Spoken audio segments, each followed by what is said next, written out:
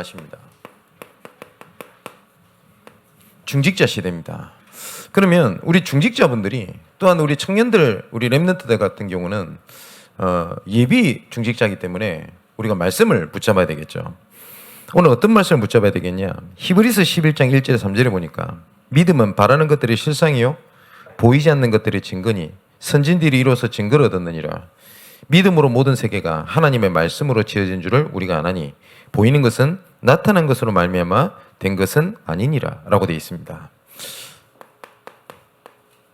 우리가 출애굽기를 통해서 정복의 실현을 하나님께서 어떻게 하시는지를 보게 되는데 모세를 하나님께서 들었지만 하나님께서는 중직자들을 먼저 깨워 유월절 언약의 이유를 미리 보게 먼저 하셨습니다. 그죠? 그래서 우리 중직자들이 해야 될 것들이 실제적으로는 많아요. 솔직히 우리 성도분들이 장로님들이 그냥 계시는 것처럼 보이지만 우리 중직자들이 그냥 있는 것처럼 보이지만 일을 하든 안 하든지 간에 우리 중직자들이 정말 해야 될 것들도 많고 그리고 보지 못하는 것들도 보고 이러고 있단 말이에요. 그래서 조금 기억하셔야 될 것이 뭐냐면 우리가 우리 장로님들 위해서 우리 중직자들 위해서 조금 기도를 좀 해주시고 우리 협력해 주셔야 될 이유가 있습니다. 우리 장로님들 입장에서 우리 중직자들 입장에서 뭐가 어렵냐라는 것들을 있으면은 인간관계 갈등 아니면 협력해 주는 사람이 없다 여러 가지 이유가 있을 수 있겠죠. 근데 좀 이해가 되는 것은 중직자가 되면 중직자로서의 오게 되는 부담감이라는 게 있어요. 이것은 일을 하든 안 하든지 간에 이 중직자로서의 갖는 부담이 있거든요. 예를 들어서 일을 하면 일을 하는 대로 이 불안감이 있고요. 내가 또 일을 안 하면 일을 안 하는 거에 대한 부담감은 가지고 있습니다. 그죠? 우리 장로님들이 어떤 명예직이나 아니면 지위는 아닙니다만은 그 자리에 있게 되면 오게 되는 것들은 여러 가지가 있거든요. 그러면 이거 목회자들도 포함을 해서요. 들리는 얘기들 중에 성도들이 힘을 얻었다, 성도들이 살아난다 이런 거 들으면 감사합니다, 되게. 그죠? 그런데 또 그 반면에 오히려 그런 얘기들보다는 여기서 어렵다 한다, 저기서 갈등 느낀단다, 그래서 어떻게 한다 이런 얘기들이 많이 들린단 말이에요. 그래서 우리 장로님들한테 우리 중직자 시대에 가장 중요한 것은 하나님이 주신 은혜입니다. 그리고 이 은혜 속에서 시작을 하는 거고요. 이것을 어디서 찾는 거냐? 오늘이라는 것 속에서 찾는 겁니다. 이거는 우리가 지난주까지 말씀에 대한 흐름에 대한 내용이죠. 그때 뭐가 되냐? 이거 안 된다 라고 하는 절대 불가능이 하나님의 절대 계획의 가능으로 보이는 거예요. 이것을 언약으로 잡는 겁니다. 그걸 절대 언약이라고 그래요. 그러면 복음은 내가 열심히 하는 것이 아니라 복음에는 나라는 단어가 필요 없거든요. 하나님께서 이끌어 가신다는 걸 보게 됩니다. 그걸 보고 절대 여정이라고 그럽니다. 그 길을 따라갔더니 어느 날 하나님께서 정복의 실현이라고 하는 하나님께서 자리에 있게 됩니다. 그걸 보고 뭐라고 그러냐? CVDIP, 언약의 여정이라고 얘기를 합니다.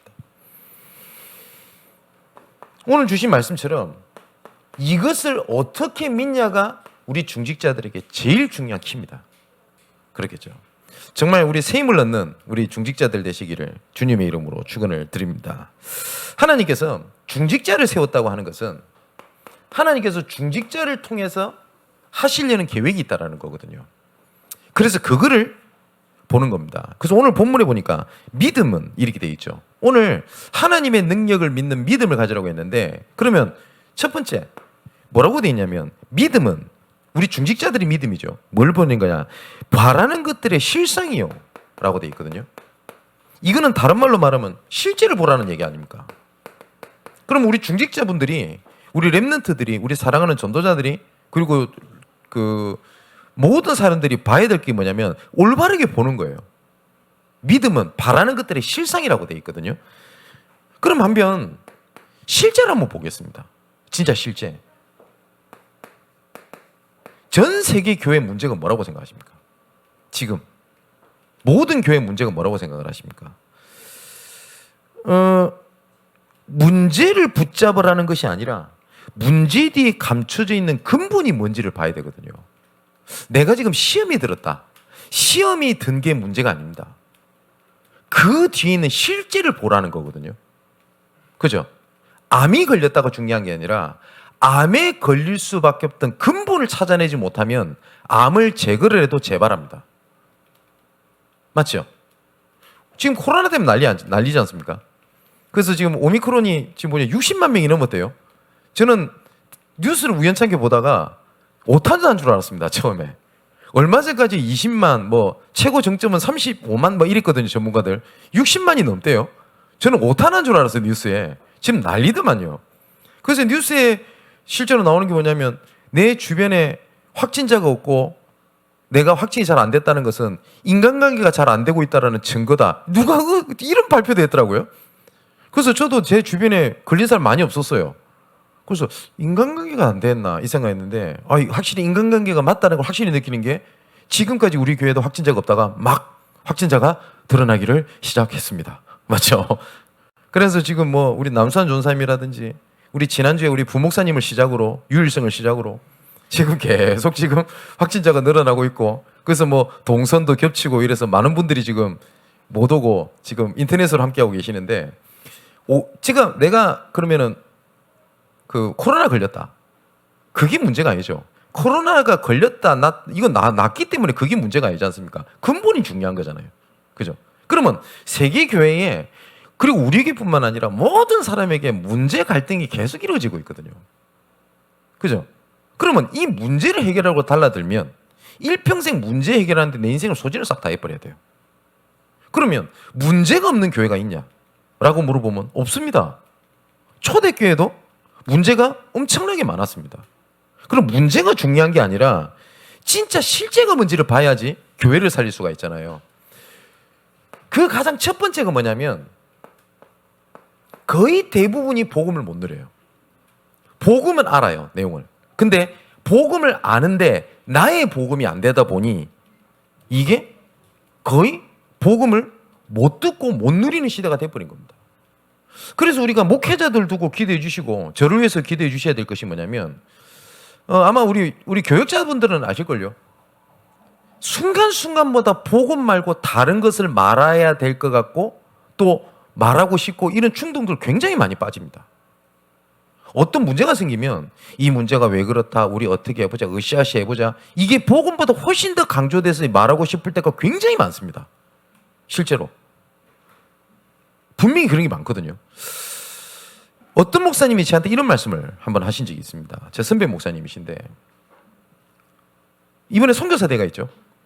선교사대에 앞두고 선교에 관련돼 있는 성경 구절을 막 찾아가지고 우리 선교하자. 이거 복음 아니라는 거예요. 복음만 듣다가 선교사대가 왔다.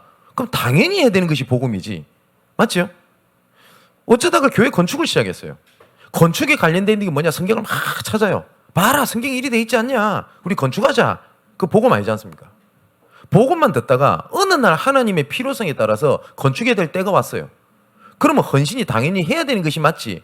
어떤 목적을 두고 말씀을 전해야 되는 것인 자체가 틀린 거 아닙니까? 그죠? 그러면서 이분이 이런 말씀하셨어요. 그 교회가 건축을 하고 있었거든요. 그 유혹에 굉장히 많이 빠진대요. 본인이. 그러니까 뭐 얘기를 나오다가 본인 얘기를 이렇게 하신 거예요.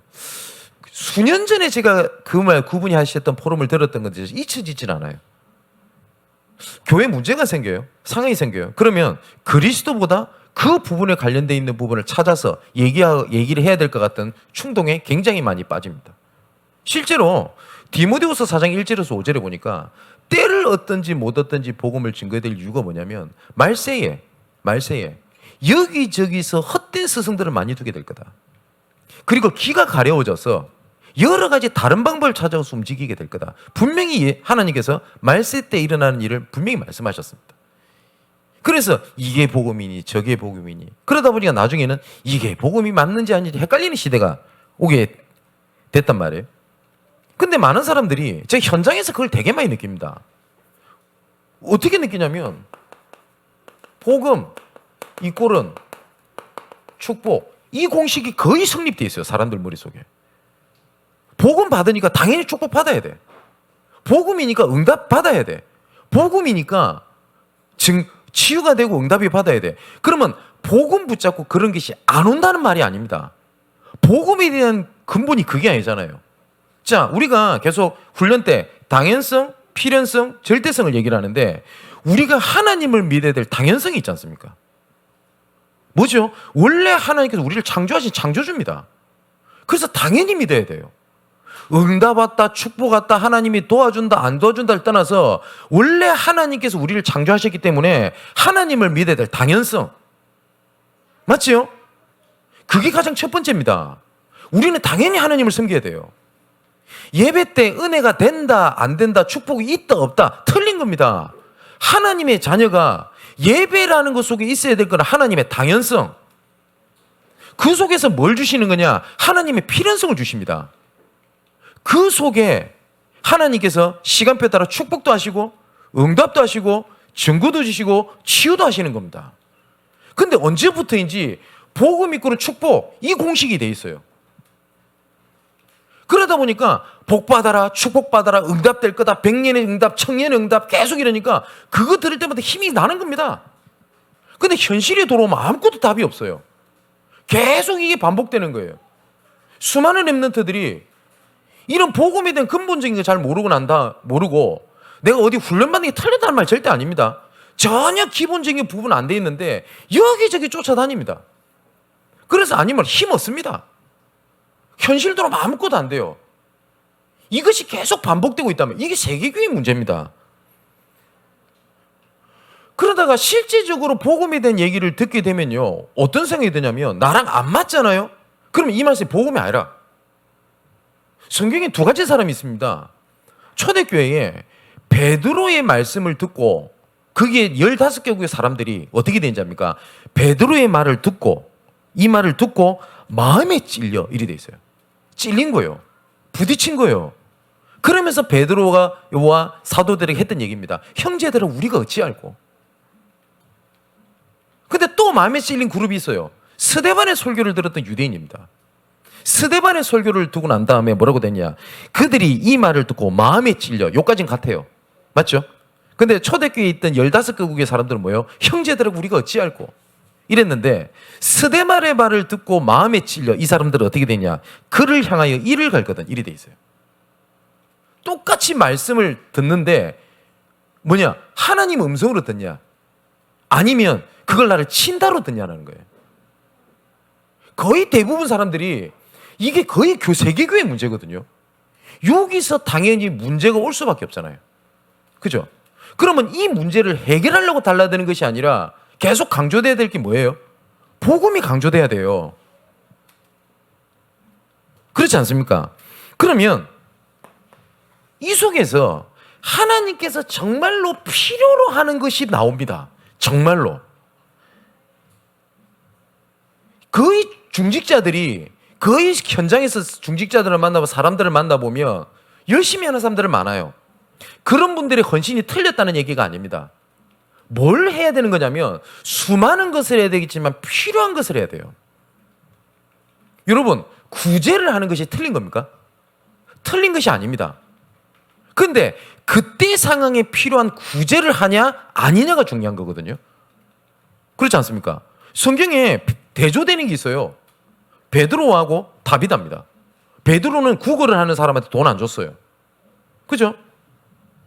근데 다비다는 구걸하는 사람들을 갈급한 것을 도와줬던 사람이라고 되어 있습니다. 근데 그 다비다를 성경은 뭐라고 표현했냐? 여제자 다비다라고 표현했어요. 아니 어쩔 때는 하나님이 구걸보다는 복음 전하라고 하라고 하고 다비다는 복음 전했다는 얘기 안 나와요. 구걸하는 사람도 도와줬어요. 그죠? 그 말이 무슨 말인지 아냐? 그 시간표에 필요한 것을 하나님의 필요한 것을 했던 사람이에요.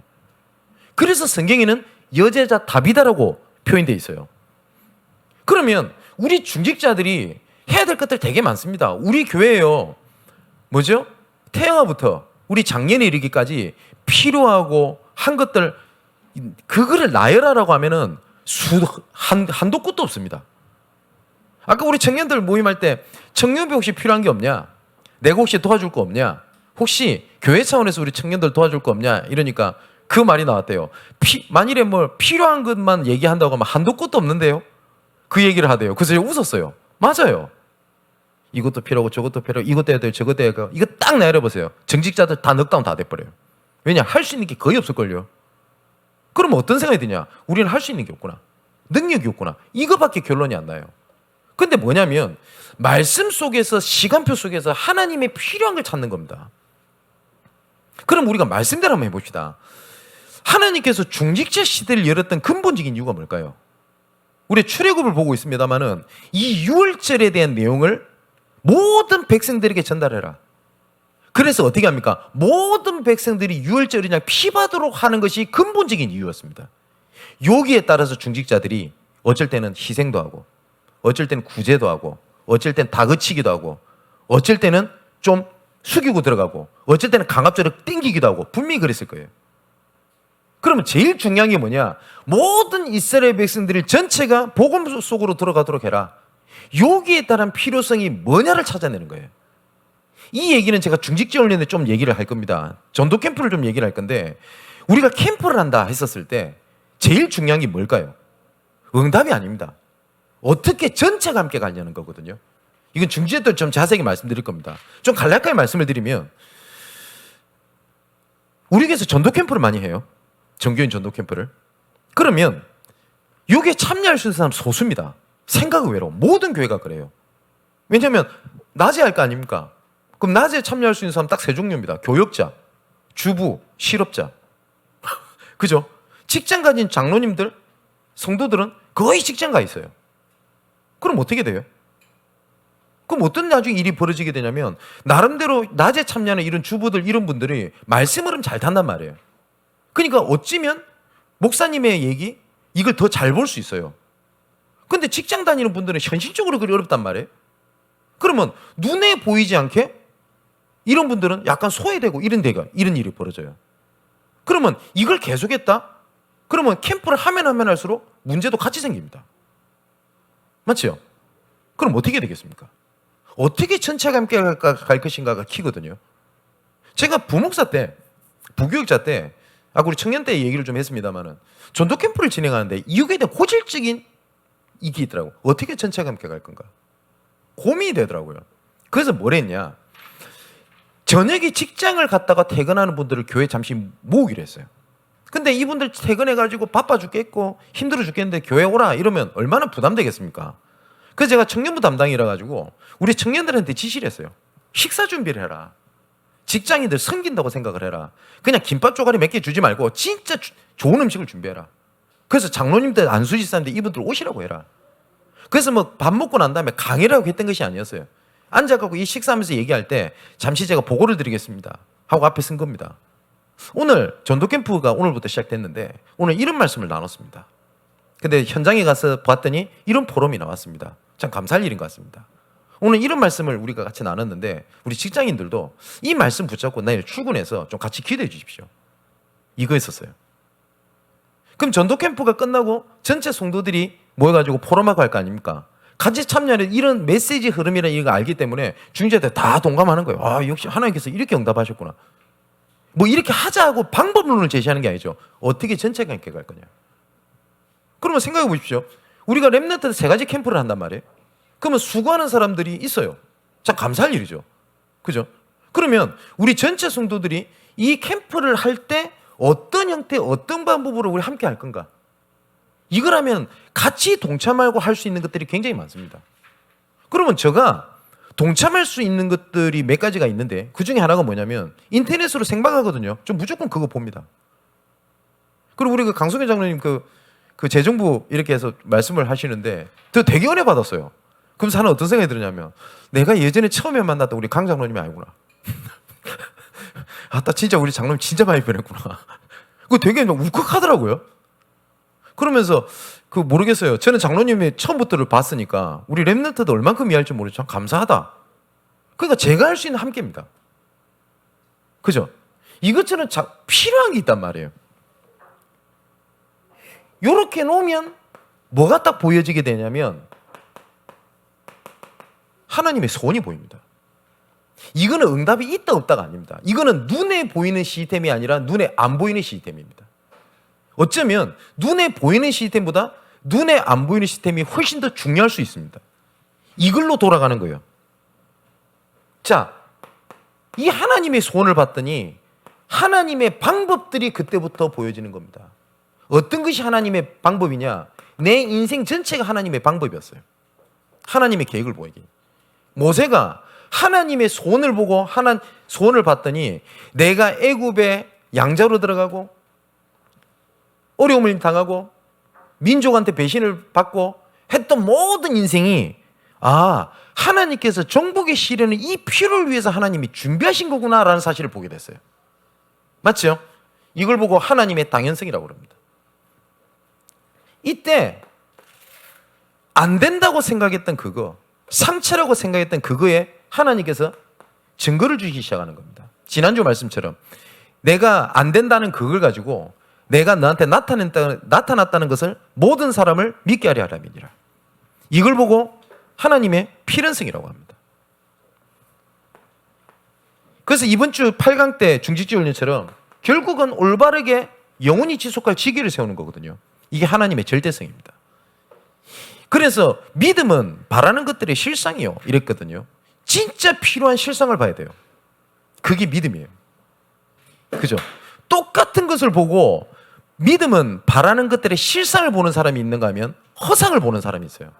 가데스 바네아에서 12정탐꾼이 똑같은 걸 보고 왔는데 믿음은 바라는 것들의 실상이요 했을 때 하나님께서 주신 언약과 현실에 있는 걸 보고 저들은 우리의 밥이다 라고 봤던 믿음을 봤던 여호수아 갈렙이 있고요.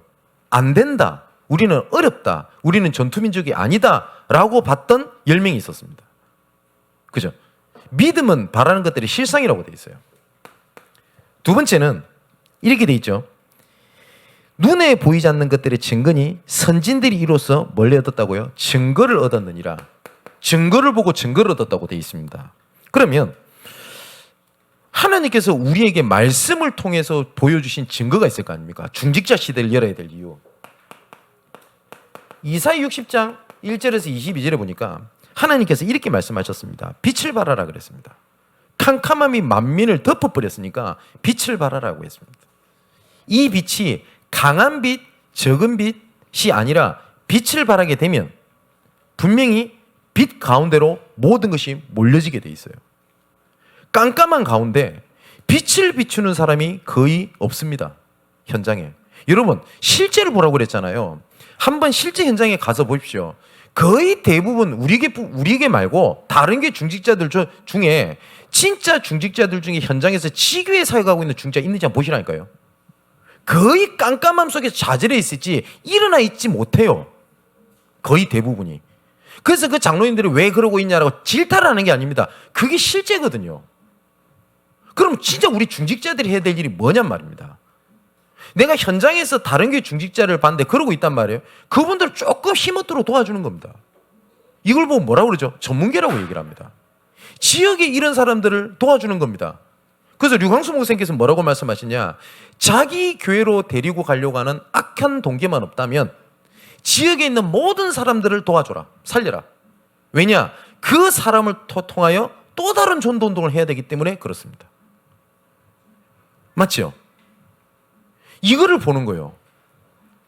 이번에 좀 기대해 주십시오만은 그 계속 얘기만 하고 기도하고 있다가 우리 교회 올해 결혼하는 우리 서현덕, 강은영 부부 두 사람이 청소년 지도사 2급이거든.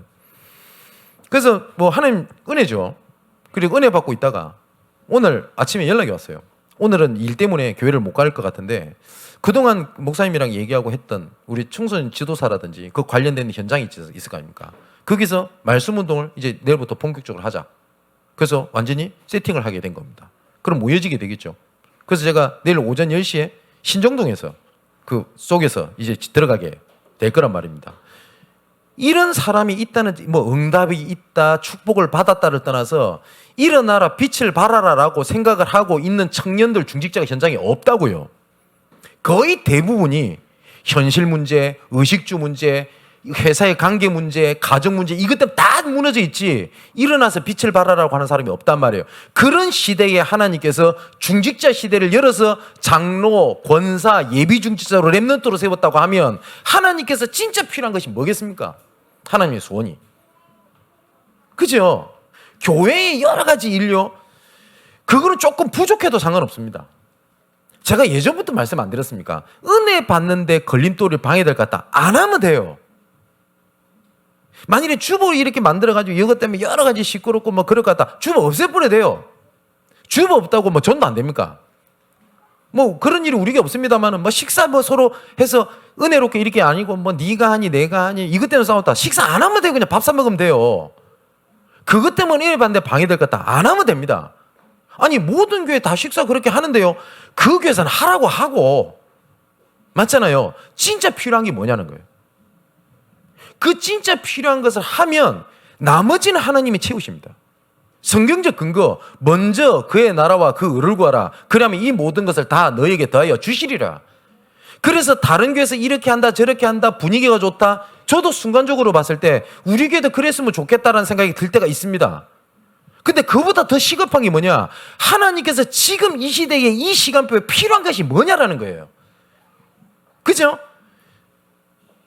그거에 대한 증거를 잡아라. 그랬더니 어떤 일이 벌어집니까? 이사 60장 1절에서 3절에 보니까 일어나라 빛을 발하라. 이는 내 빛이 이르렀고 여호와의 영광이 내 위에 임하였음이니라. 보라 어둠이 땅을 덮을 것이며 캄캄함이 만민을 가려려니와 오직 여호와께서 내 위에 임하실 것이며 그의 영광은 내 위에 나타나리니 나라들은 내 빛으로 왕들은 빛은 내 광명으로 나오리라. 네가 왕을 살리라 안 했어요. 빛을 비추면 몰려오게 될 거다. 그 4절에 이렇게 돼 있죠. 네 눈을 들어 사방을 보라. 무리가 다 모여 내게로 오느니라. 내 아들들은 먼 곳에서 오겠고 내 딸들은 안개 올 것이다 라고 돼 있습니다. 여기서 아들 딸이 왜 있냐면 포로 시대였거든요. 자 너희들 아들 딸이 다 포로돼서 다 잡혀갔다. 그런데 빛 바라고 있으면 모든 만방에서 포로되었던 너희 자녀들 전부 다 내가 회복시켜 주겠다. 하나님 약속하신 거예요. 혹시 자녀 문제로 갈등하고 계신 분들은 자녀 문제 때문에 좌절하지 마시고 하나님 말씀 진짜 능력을 믿고요. 일어나라 빛을 발하라고 하는 그 흐름 자리 속에 계십시오. 그럼 하나님께서 자녀를 책임지십니다. 내가 전도자가 맞다면 하나님께서 내 가정 그냥 두실 리가 없습니다. 맞지요? 저는 그 증거들을 진짜 봤습니다. 저도 예전에는 항상 기도 제목이 그거였어요. 우리 가족, 우리 아버지, 우리 어머니, 우리 가족 왜 이리 못 알아들을까? 왜 그리 어려울까? 나랑 부딪힐까? 왜 영적으로 이렇게 안 통하지? 그러면서 이런 생각했어요. 아무리 가족이라도 영적으로 안 통하니까 불신자보다 못하네. 저도 그러고 있었다고요. 언약을 잡게 된 겁니다. 내가 전도자가 맞다면 일어나라 빛을 발하라고 하는 전도자가 맞다면 모든 포로되었던 아들, 딸이 만방에서 몰려올 것이다. 아멘이에요. 하나님께서 그 가문과 가정을 그냥 두실 리가 없어요. 그러면 가정에 문제가 있습니까? 킵니까? 아니면 일어나라 빛을 발하라는 그 자리에 있는 게 맞아요. 하나님 말씀드려 보자고요. 자, 하나님께서 또 이렇게 말씀하셨습니다. 5절에 그때에 네가 보고 기쁜 빛을 내며 내 마음이 놀라고 화창하리니 이는 바다의 부가 내게로 돌아오며 이방 나라의 재물이 내게로 오게 될 것이다. 하나님께서 경제에 대한 얘기도 하셨습니다. 10절에는 이렇게 돼 있죠.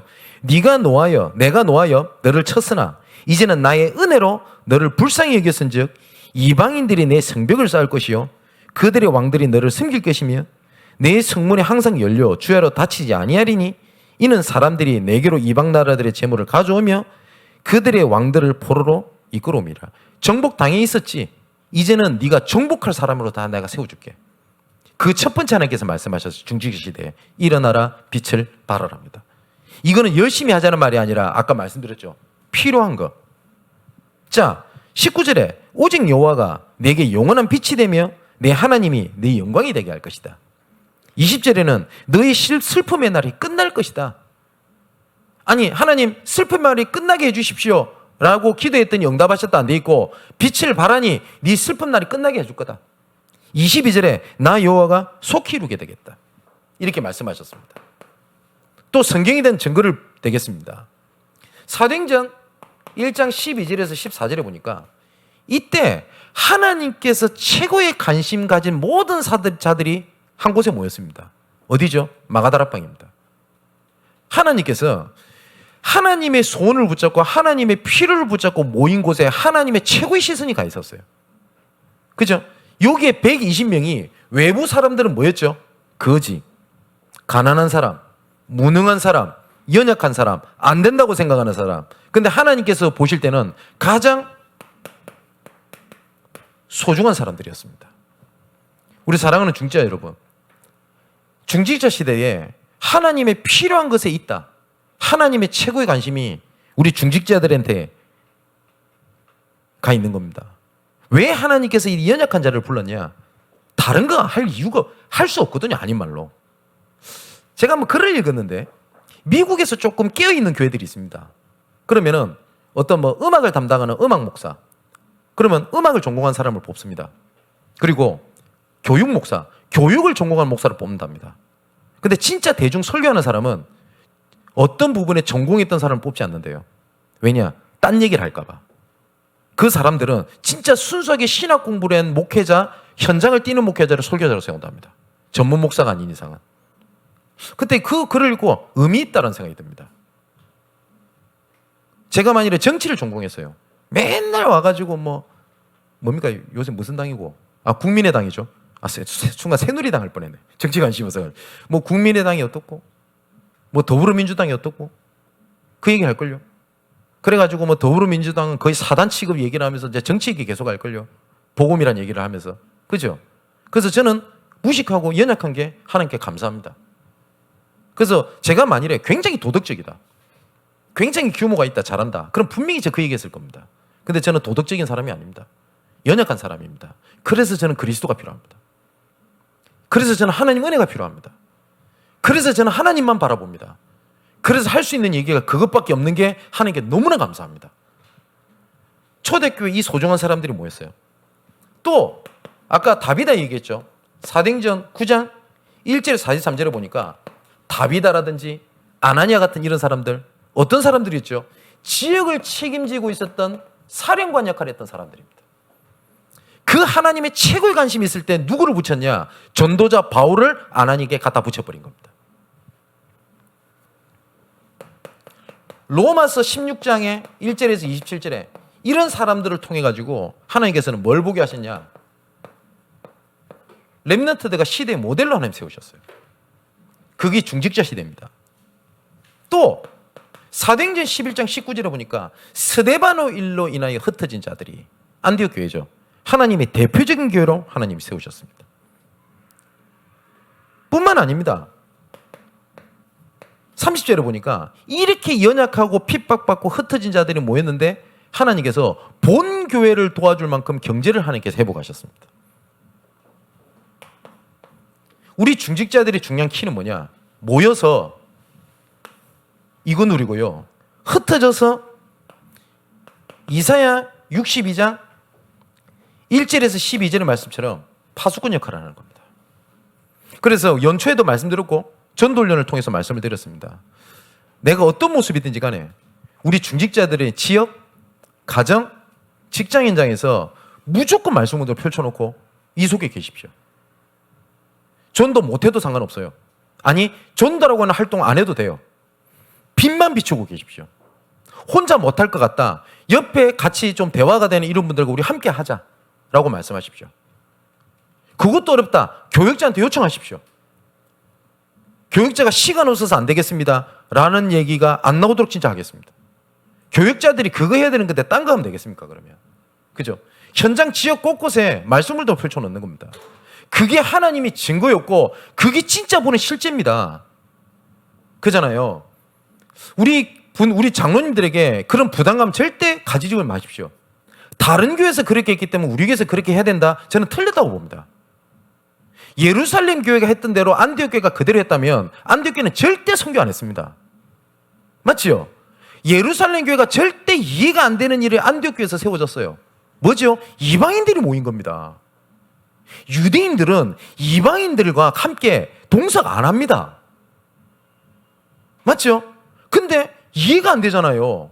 그 대표적인 거 보십시오. 사도행전 10장 11장에 보니까 베드로에게 하나님께서 고넬료를 만나게 하라고 한 겁니다. 다른 분도 아니고 예수님이. 그래서 환상을 보여준 겁니다. 불결한 것을 보면서 먹어라. 어떻게 이걸 먹어요? 불결한데. 야, 내가 불결하지 않다고 하는데 왜 안 먹냐?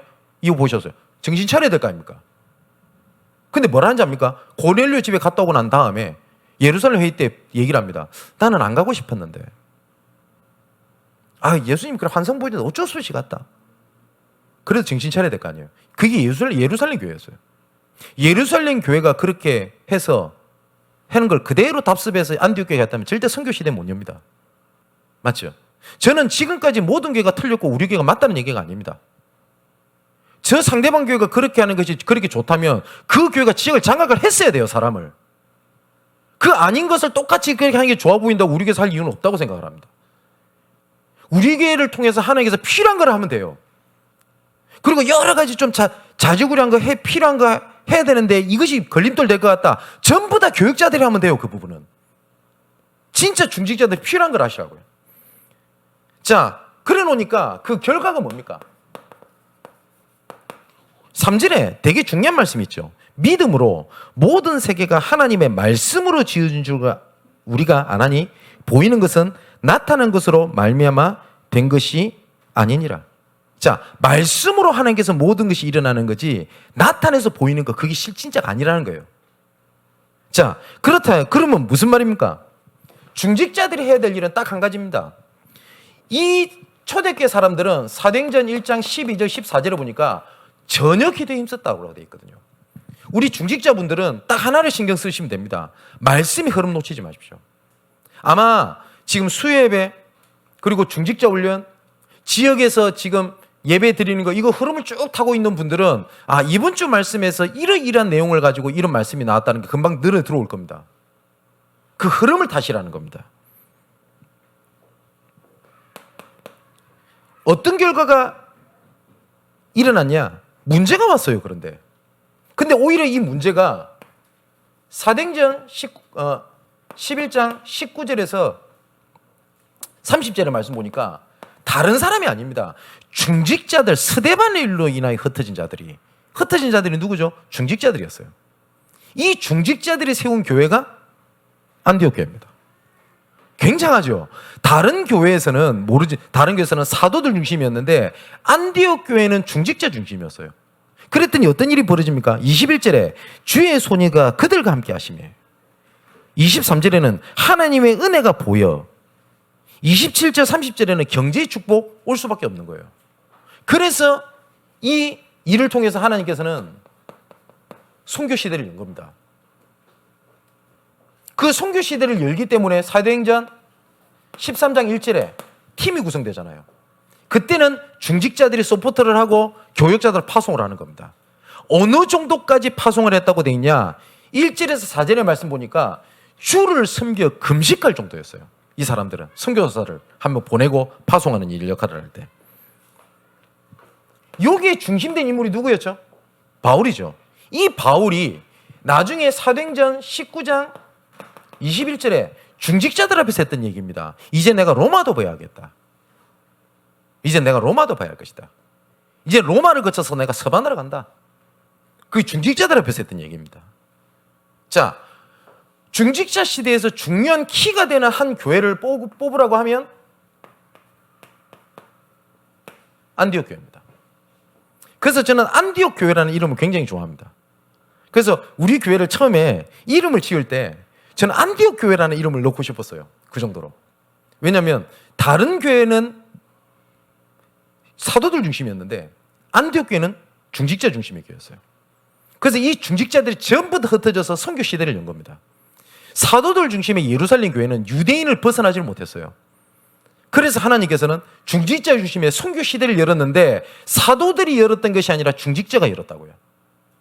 이 사람들이 뭐였었냐? 안디옥 교회의 특징, 중직자 중심이었습니다. 그리고 안디옥 교회의 특징, 환란을 전부 다 뭘로 봤냐? 하나님께서 새로운 시스템을 바라보는 시간표로 봤어요. 세 번째, 선교 시대를 연 겁니다. 네 번째, 중직자 중심이었기 때문에 하나님께서 경제 응답을 주실 수밖에 없었어요. 그게 안디옥 교회입니다. 이번에 좋은 기회라고 생각을 합니다. 이번에 선교사 대회 때 4월 중에 선교 헌신 예배를 미리 공지를 하고 드리겠습니다. 지금부터 기대해 주십시오. 그래서 이번에 우리가 지금 예정하고 있는 것이 이멜다 선교사님을 초청을 하고 이분이 훈련받게 해드리려고 지금 생각을 하고 있습니다. 그래서 내일부터 행정적 서류라든지 이런 걸 준비를 하게 될 겁니다. 좋은 기회라고 생각을 합니다. 이멜다 선교사님이랑 연락을 했는데 이분이 여러 가지 하여튼 오해도 생기고 이런 여러 가지 어려움이 돼가지고 수년 동안 선교사 대를 못 나왔어요. 훈련을 못 받으셨다고요.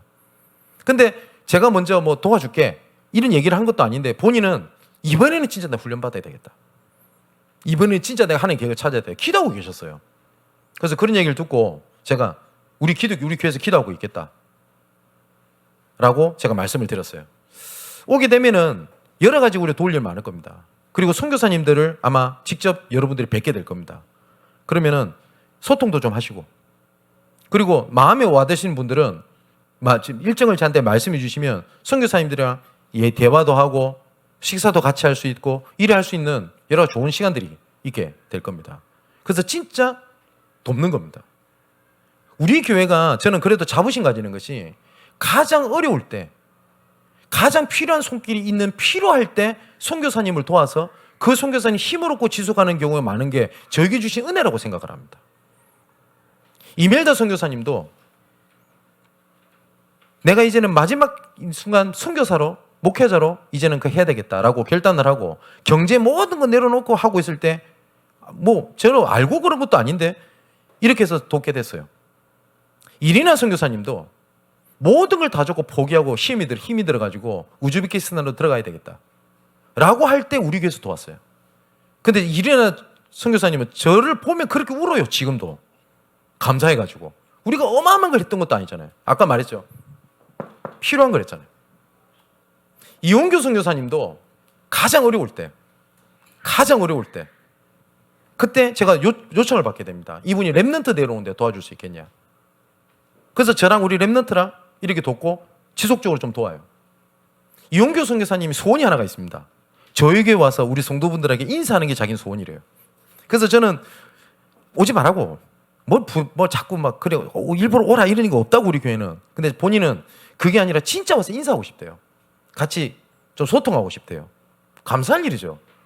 가장 어려울 때 도와줬던 교회라고 자기들은 생각한대요. 이 세 분 다. 우리 고소비 목사님도 이번에 선교사대회 못 나오신다고 합니다. 근데 여러 가지 중국 상황이 어려워요. 지금 거기서 뭐 코로나가 시작되고 이래 놓으니까. 그래서 이번에는 조금 필요한 부분들을 얘기를 하더라고요. 필요한 부분 내가 돕겠다고.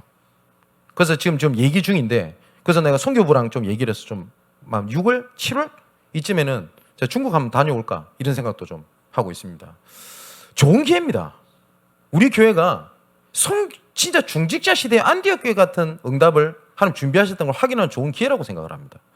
그래서 우리 랩런트들까지 이번 선교에 하나가 돼서 캠프 응답을 누리는 우리 중요한 우리 중직자, 산업인 그리고 우리 랩런트들, 성도들 되시기를 주님의 이름으로 축원을 드립니다. 기도하겠습니다. 하나님께 감사함을 드립니다. 중직자 시대를 열어가는 하나님의 중요한 응답 속에 있는 줄 믿습니다.